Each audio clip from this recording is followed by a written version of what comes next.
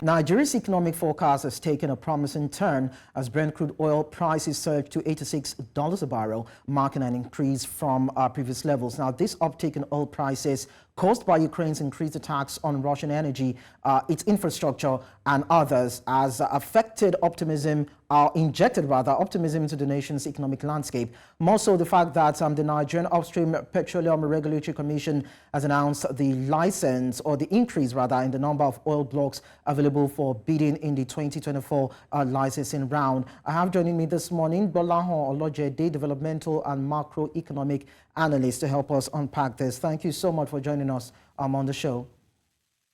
Yeah, thanks for having me.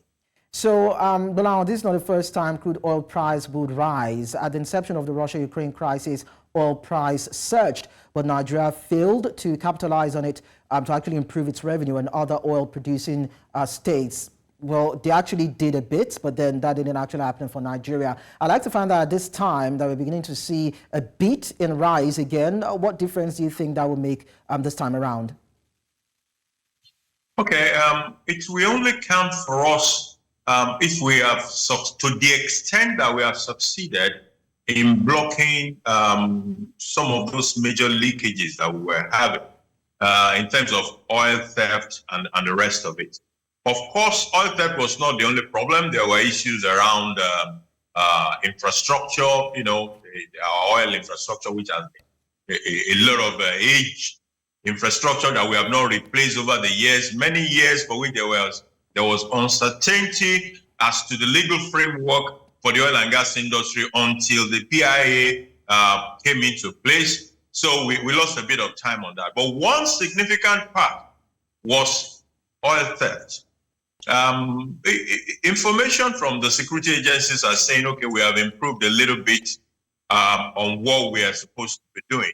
But how well we have done is what we actually determine if we can make the best of the circumstance, of the prevailing circumstance in which oil price has increased again. If it increased and we're able to produce more and we're not losing the ones we produce to theft, then we will make more money for the country. Well, we know that in the light of these challenges, it's been a bit of a struggle for Nigeria to hit the 1.78 million barrels per day projection. And you've talked about a couple of the issues surrounding the inhibitions in terms of production. What are the possibilities, to be very fair and critical, when it comes to overcoming these challenges? A few people have said, it has to do with the political will, it has to do with determination of funds being channeled to dealing with the issues around oil theft, pipeline vandalism, host communities disputes, divestment from international oil companies and the likes. Are there ways out of these lingering issues? It's a mix of many things, and there is no microwave solution to the issue, at least to the major factors that we're talking about. Maybe we should first of all shoot even for the OPEC quota, which is about 1.5 million barrels a day, before we start thinking of our own budget estimate of over 1.7 million barrels per day that we have put in the 2024 budget.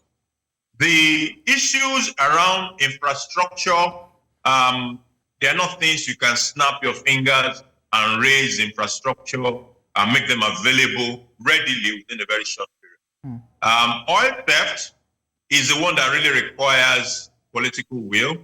We're being told that that political will is already on the table. But I'm aware also that when you look at it critically, some of the people involved are also not small thieves. There are people probably with capacity to own a vessel or hire one, capacity to deal at very high level with those who are supposed to prevent the stealing. So all those issues, there seems to be, they've been there, but I don't think they are totally gone as well. From time to time, we still hear issues of, certain vessels being arrested. For everyone that is arrested, we don't know how many did not get arrested. There's also the fact that oil majors are leaving the offshore, the onshore assets. They are moving solely to the offshore side of things. So the local players that are taking over those onshore asset, how fast can they ramp up and help us to increase production from those onshore assets? Is the financing readily available? There are also challenges from the fact that certain financing institutions, especially certain global ones, are cutting down on how much financing they put on the table for fossil fuel. So that also affects financing for the sector. So infrastructure, oil theft, financing are all in that mix.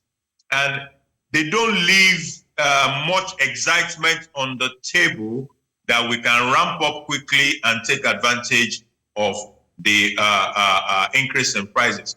But however you look at it, the fact that the price now is well above the price we use in our budget, it means that we're going to be making some more money by virtue of that gap between the budget estimate figure, between the budget price and the actual price that is in the market now. So we'll make some money there, but I don't think we'll get 1.7 in the short term.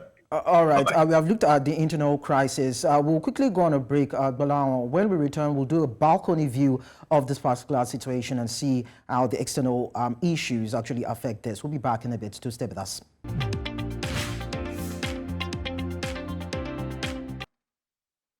Edge, and we have been talking about the Brent crude price that is now $86 per barrel, and now we're looking at how that would affect the Nigerian economy, looking at the challenges and the potential that is in that particular commodity, or should we say in that particular crude sector. Now, we've been talking to Gbolahan Olojede, a developmental and macroeconomic analyst, and I'd like to just get back to him. Now, Gbolahan, thank you so much for staying with us, rather. Now, the surge in oil prices is attributed partly to increased global demand. Now, how sustainable is this demand expected to be, considering potential future economic slowdowns in other countries?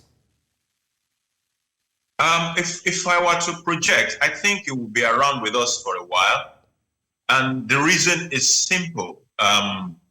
The global world, especially the developed market are just about, they are at a point where they are starting to cut back on those monetary policy tightening.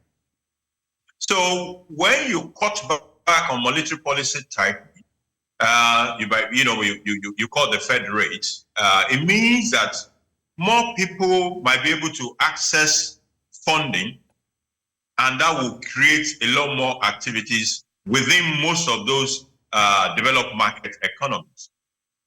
Don't forget that post COVID, the world went into some high inflationary pressure, which was further compounded by the Ukraine-Russia war, and that led to massive cost of living crisis across the entire globe. Some part of the world, including our own country, might not even have recovered. We are probably still far away from recovering from that cost of living crisis. It is still very much with us here.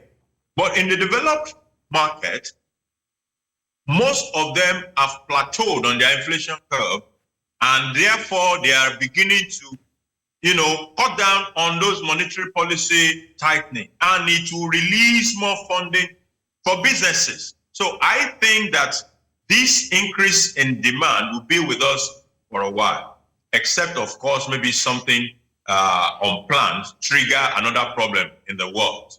It's one thing or the other is always getting triggered, that may change the course of history. But for now, I think it will be here for a while.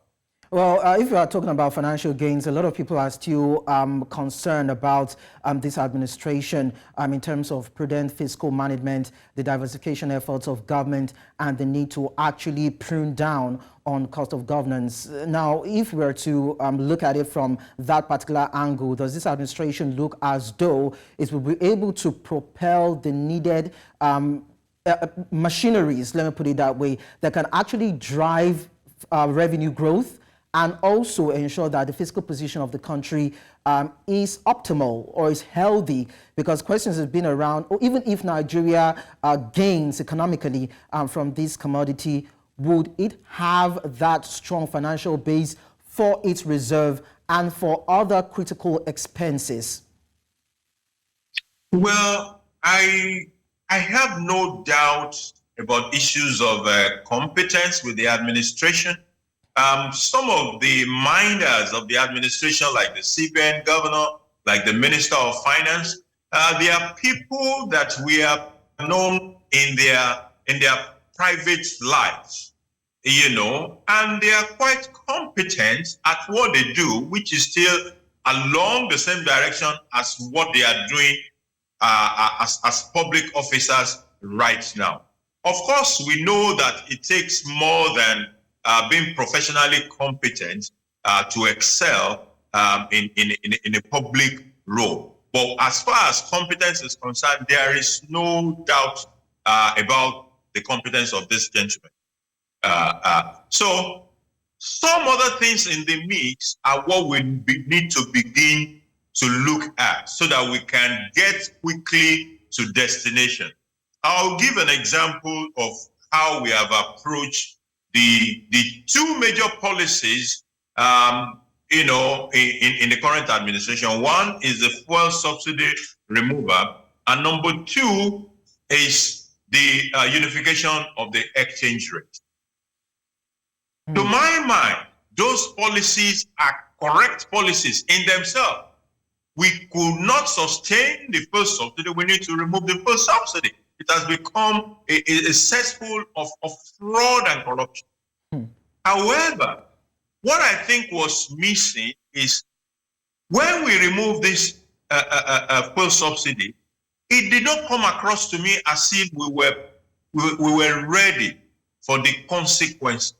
So what that says to me is we did not do the scenario planning. We did not envisage some of these consequences and be prepared for how we're going to react to those consequences. Therefore, the consequences have lingered for long. As a matter of fact, the chances are very high that we are back to the subsidy regime. So where we started from last year, we are back to that same place right now. Number two is the unification of the exchange rate. It is the right thing to do. What kind of a country have like 6 or 7 or 8 different foreign exchange rates at the same time? It doesn't make sense. But then, what will be the consequences when we unify? Did we process that? And did we plan for how we intend to react if we remove it? If this happens, this is what we're going to do. If this happens, this is what we're going to do. Issues around the supply side of foreign exchange. What were the preparations we had to be able to react appropriately? So I want to believe that these two major policies represent lessons that have been learned, and that the administration will cut over that lessons into subsequent policies, especially the major policies I may want to take, so that you are prepared for what could be the consequences of those policies, and you have ready-made responses depending on the various reactions that are possible. All right. So, yeah. Okay, so let's just round it up now and look at NUPRC. Now, NUPRC said it has actually increased the number of oil blocks available for bidding in the 2024 licensing round. How do you feel about this in terms of the companies that will be bidding, what the price of crude oil might be in the future, and of course, the ultimate amount of oil that can be discovered and produced? I'm optimistic about it because it represents a potential for us to produce more, and to produce more in a season when the price is good. If there are more oil fields, if there are more investors in those things, then we should be able to produce more. So that is the optimism. I am, however, not unaware that there are challenges along the pathway, but hopefully this new round of bid will lead to investors who have the capacity to deliver on the technical and financial side of things, and we end up adding to the pool of oil production in Nigeria for sustainable financial stability for us as a country. All right, I think that's where we draw the curtains on this particular discussion. It was nice talking to you, Gbolahan Olojede, a developmental and macroeconomic analyst. Thank you so much for your time. Thanks for having me.